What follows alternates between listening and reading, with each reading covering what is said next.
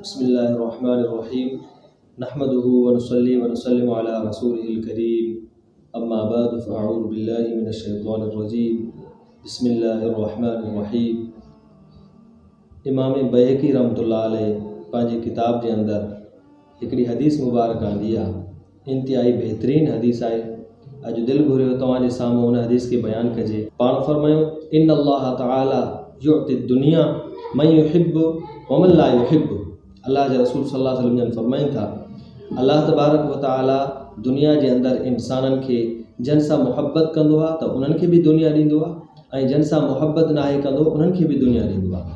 जहिड़े तरीक़े सां असां ॾिसूं त जन सां अल्लाह जी मुहबत हुई, जीअं हज़रत सुलेमान नबी अल्लाह जो उन्हनि सां मुहबत हुई, जीअं हज़रत दाऊद अलैहिस्सलाम अल्लाह जो नबी अल्लाह जो उन सां मुहबत हुई, दुनिया में दुनिया दौलत ॾिनी।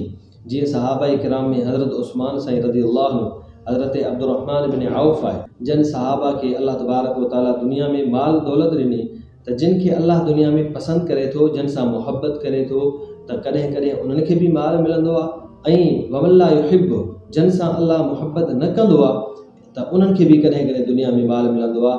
बल्कि ईअं माण्हू न सम्झे त जिन खे सिर्फ़ु दुनिया मिली आहे, वॾी हुकूमतूं ऐं दौलतूं मिलियूं आहिनि, अल्लाह उन्हनि खां राज़ी आहे। बल्कि ईअं नाहे त दुनिया जो मिलणु जेको आहे, दुनिया जे माल मिल्कियत जो मिलणु कॾहिं कॾहिं अल्लाह जी मुहबत जी अलामत हूंदी आहे, कॾहिं कॾहिं अल्लाह जे नापसंदगी ऐं नफ़रत जी अलामत हूंदी आहे।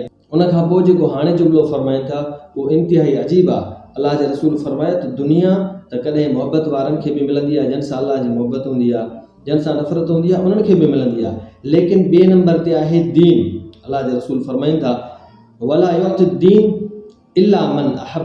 दीन अहिड़ी शइ आहे जेको अल्लाह तबारक व तआला सिर्फ़ु ऐं सिर्फ़ु उन्हनि बंदनि खे, उन्हनि माण्हुनि खे, उन्हनि इंसाननि खे अल्लाह ताला नसीब फरमाईंदो आहे जिन सां सिर्फ़ु अल्लाह मुहबत कंदो आहे। अगरि अल्लाह जी नफ़रत हुजे, अल्लाह खे उहो बंदो नापसंद हुजे, उन खे कॾहिं बि दीन जी दौलत न ॾींदो आहे। अल्लाह तबारक व तआला जिन खे बि दीन जी दौलत ॾिनी आहे, जिन खे बि कलमे जी दौलत ॾिनी आहे, ईमान जी दौलत मिली आहे, त पोइ सम्झो त अल्लाह जा रसूल सल्लल्लाहु अलैहि वसल्लम जी हिन हदीस जे मुताबिक़ त अल्लाह जा रसूल सल्लल्लाहु अलैहि वसल्लम जन फरमायो त अल्लाह उन्हनि सां मुहबत थो करे जिन खे रब तबारक व तआला दीन ॾिनो आहे। हाणे दीन हिकु आहे कलमे जो हासिल थियणु, इहा बि अल्लाह जी मुहबत जी अलामत आहे। अल्लाह ताला दीन ॾेई छॾियो, कलमो ॾेई छॾियो, मुस्लमान बणायो, इहा अल्लाह जी मुहबत जी अलामत आहे। ऐं ॿिए नंबर ते आहे दीन जी तालीम ऐं दीनी माहौल जो मिलणु, त इहा अञा ईअं सम्झो त हिकिड़ो दर्जो मथे अल्लाह जी मुहबत आहे जो रब तबारक व तआला असां तव्हांखे ईअं सम्झो त कलमो बि नसीब फरमायो ऐं कलमे जे नसीब थियण खां पोइ अल्लाह रब्बुल इज़्ज़त असांखे पंहिंजे दीन जे कम जे लाइ मुंतख़ब कयो, जो ही असांजी ख़ुशि नसीबी आहे जो रब तबारक व तआला असांखे हिन दीन जे लाइ पसंदि फरमायो। त हुज़ूर सल्लल्लाहु अलैहि वसल्लम जन फरमायो, पाण फरमायूं फमन अताहुल्लाहु दीन, जंहिं माण्हू खे अल्लाह तबारक व तआला दीन अता कयो आहे, फ़क़द अहब्बहु, अल्लाह ताला इन जे करे ॾिनो आहे त रब तबारक व तआला उन सां मुहबत कनि था।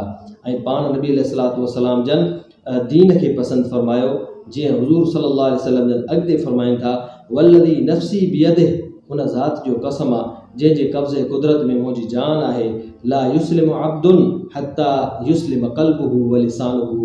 हाणे ॿिए नंबर ते फरमायो उहो इंसान कॾहिं बि मुस्लमान नथो थी सघे जंहिंजी दिलि मुस्लमान थिए ऐं जंहिंजी ज़ुबान मुस्लमान थिए। तव्हां त उहो माण्हू ॿियनि खे पंहिंजी दिलि सां बि सलामती ॾिए, पंहिंजी ज़ुबान सां बि सलामती ॾिए। दिलि जी सलामती आहे दिलि सां कलमे जो जी तस्दीक़ करणु ऐं ज़ुबान जी सलामती आहे इस्लाम क़बूल करणु।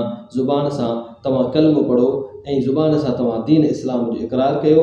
हे हुज़ूर सल्लल्लाहु अलैहि वसल्लम जन अहिड़े तरीक़े सां हदीस बयानु फरमाई जंहिंमें असांजे लाइ सबक़ु हुयो त सिर्फ़ु ऐं सिर्फ़ु असां हिन ॻाल्हि ॾे न ॾिसूं त अल्लाह तबारक व तआला दुनिया में जेकॾहिं दौलत न ॾिनी आहे त पोइ इहो अल्लाह जे नाराज़गी जी निशानी आहे, न बल्कि अल्लाह रब्बुल इज़्ज़त अगरि दुनिया में दौलत ॾींदो आहे, कॾहिं कॾहिं मुहबत करण वारनि खे बि ॾींदो आहे त कॾहिं नफ़रत करण वारनि खे बि ॾींदो आहे। लेकिन तव्हां असांखे इहा ख़ुशी आहे जो अल्लाह तबारक व तआला असांखे दीनी तालीम, दीन जो माहौल ऐं दीनी तरबियत अता फरमाई आहे।